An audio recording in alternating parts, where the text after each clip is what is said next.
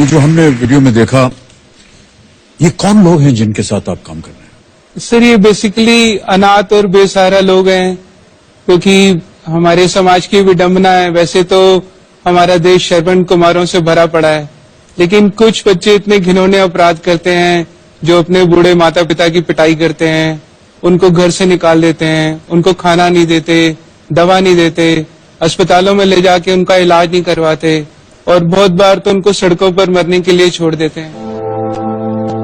मतलब इतने भयानक केसेस हमारे यहाँ पर आते हैं। जैसे सर, एक एडमिशन आया जिसमें एक लड़के ने अपने बूढ़े पिता को 10 साल से कमरे में बंद किया हुआ था और वो सारी प्रॉपर्टी उसकी हड़पना चाहता था, तो उनको पुलिस छुड़वा के लाई।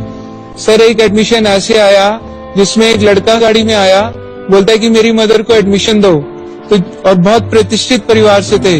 जब वो अपनी मदर को लाए तो हमारे पांव के नीचे से जमीन निकल गई। उनकी मदर का कुल वजन सिर्फ 12 किलो ही था।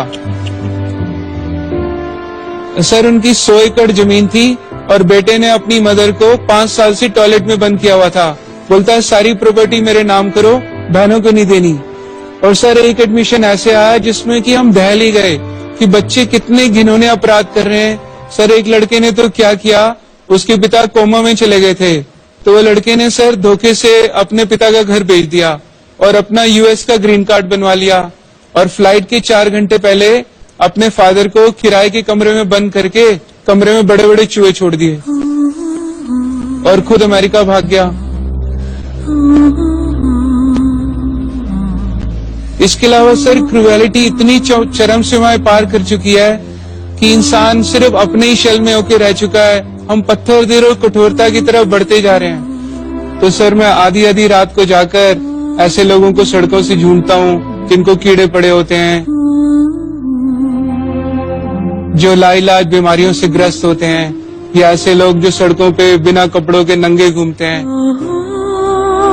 या नालों में सड़े गले पड़े रहते हैं। तो सर, उनको आधी रात को ढूंढकर अपनी गोद में लेके आता हूँ, फिर अपने गुरुकुल के अंदर उनको रहना, खाना, दवा और रोजमर्रा की सभी सुविधाएं निःशुल्क देता हूँ। तो ऐसे सर, भगवान जी के आशीर्वाद से 10 साल के अंदर कोई हजारों लोगों को सड़कों से रेस्क्यू कर लिया, हजारों लोगों के परिवार भी ढूंढ दिए, उनको यूनाइट करा दिया, और अभी कई 100 बेसहारा लोग हमारे यहाँ परमानेंट रहते हैं। और सर, अभी तक मैं वैसे तो भगवान जी के आशीर्वाद से कुल 6000 से ज्यादा लवारिस लाशों का दाह संस्कार कर चुका हूँ। इसके अलावा भारत सरकार, आपको जान के बड़ा गर्व होगा, ऑल इंडिया मेडिकल इंस्टीट्यूट से हमारे एक यूनिक कॉन्ट्रैक्ट साइन हुआ है सर, जिसमें वो अनक्लेम डेड बॉडीज वो हमें एवरी डे 30 से 40 लाशें हैंड ओवर करते हैं।